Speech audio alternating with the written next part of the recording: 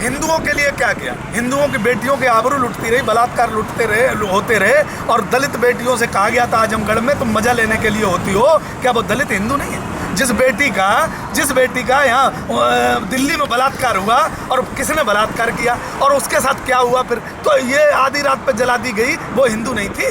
जो बेटी यहाँ हाथरस में जला दी गई, वो हिंदू नहीं थी। बागपत में जिस बेटी के यहाँ लेबल लगा दिया गया था, अगर तुम कोर्ट में गवाही देने गई तो निर्भया कांड जैसा होगा, तो वो हिंदू नहीं थी। जो यहाँ सुबोध इंस्पेक्टर मारा गया था और उसके कातिल को तुमने इतनी बड़ी पोस्ट दे दी, वो हिंदू नहीं था। कौन भैया हिंदू के लिए ये क्या कर रहे हैं? किसी के लिए कुछ नहीं कर रहे। इनका सिर्फ देश में व्यापार करना है और पार्टियों को आगे, अपनी पार्टी को आगे बढ़ाना है और अडानी अंबानी को लाभ पहुंचाना है। आतंकवादी देवेंद्र सिंह आतंकवादियों के साथ AK-47 के साथ हथगोलों के साथ पकड़ा गया था और भारतीय जनता पार्टी के आशीर्वाद से उसे क्लीन चिट मिल गई। समझ रहे हो ना? अब बताओ तुम, भारतीय जनता पार्टी जब आतंकवादियों को समर्थन देती है, उसके हाथ ध्रुव सक्सेना था, एक आतंकवादियों के देश की जासूसी खुफिया एजेंसी ने पकड़ा था देश की जासूसी के लिए, उसे क्लीन चिट मिल गई है। तो भारतीय जनता पार्टी संविधान, उसी जंतर मंतर पर संविधान जलाया गया था, कभी कोई अरेस्ट हुआ? तो मैं ये आपसे कहना चाहता हूँ कि भारतीय जनता पार्टी वो पार्टी है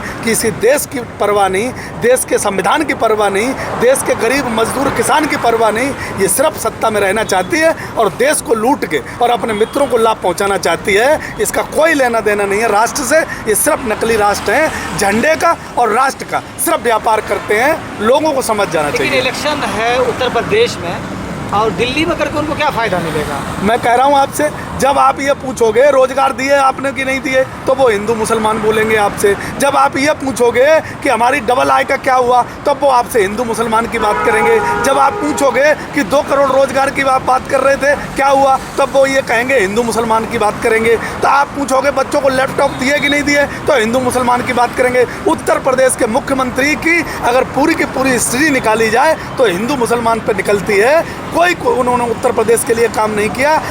मैं देख रहा था अभी 2 दिन पहले इंटरव्यू हो रहा था, जो चैनल की एंकर पूछ रही थी, वो हर एक जवाब हिंदू मुसलमान की तरफ ले जा रहे थे। और मैं बता देना चाहता हूं कि ये देश अब बंटने वाला नहीं। उत्तर प्रदेश का एक एक नागरिक इनकी चाल को समझ गया है और किसी भी तरीके से हिंदू मुसलमान पे नहीं जाएगा। अब ये विकास की बात करेगा। जब तुम हमारे गाँव में आओगे तो हम ये पूछेंगे कि आप ये बताइए कि हमें खालिस्तानी बताते थे, अब हमारे पास क्यों आए हो? हमें पाकिस्तानी बताते थे, हमारे बीच में क्यों आए हो? तो ये बहुत सारी चीज़ों का इन्हें सामना करना पड़ेगा। महंगाई किसान के लिए है ना, उनके लिए नहीं है ना। जिसका रोजगार चला गया, जो 1 लाख रुपए की सैलरी पाता था, आज उसे 30,000 रुपए मिल रहे हैं, महंगाई उसके लिए है ना। जो आदमी अपनी गेहूं बेच के 1300 रुपए क्विंटल गेहूं बेचता है और उसे यूरिया की खाद जब खरीदनी पड़ती है तो 5 किलो उसमें से कम मिलती है, उसके लिए महंगाई है ना।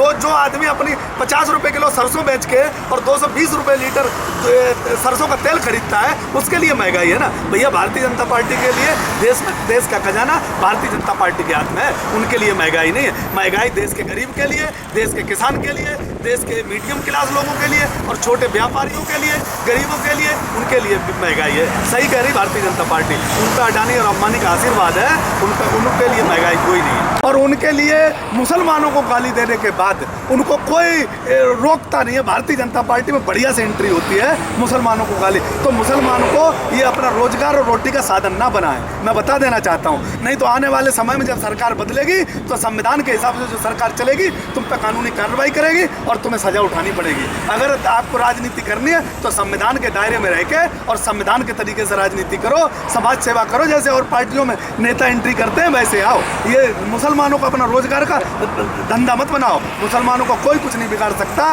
ये देश और ये संविधान, जितना अधिकार सबका है उतना ही मुसलमानों का है। इस आज़ादी की लड़ाई में मुसलमानों ने भी अपना खून बहाया था।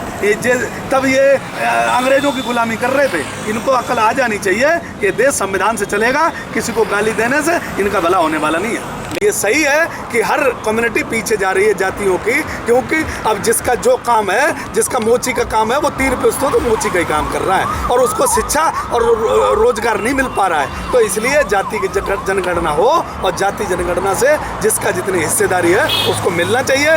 देश में ये सभी मानते हैं, हम भी मानते हैं और हर आदमी इस बात को मानता है कि जनगणना होनी चाहिए। जनगणना का पूरा देश और प्रदेश सपोर्ट करता है। देखो, आरक्षण की जहाँ तक बात है, जब तक जातिगत जनगणना नहीं होगी, आरक्षण का कोई सोल्यूशन नहीं निकल सकता।